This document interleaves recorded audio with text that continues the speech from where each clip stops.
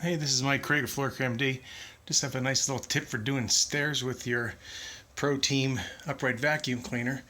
What I did is I found one of these old turbo brush attachments. It's from my wife's old Shark upright vacuum cleaner. And what you simply do is just take the wand apart. And it just comes apart real easy. And it slides on here with one hand. And these are very nice because the suction turns the little brushes inside there, so it's very nice for doing stairs.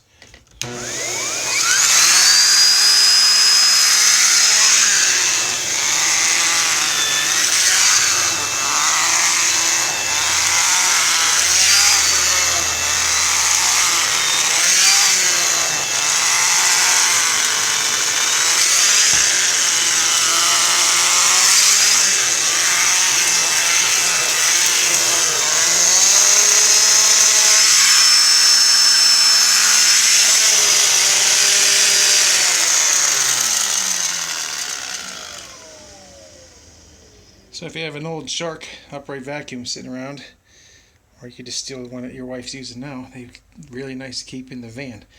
Have a good day.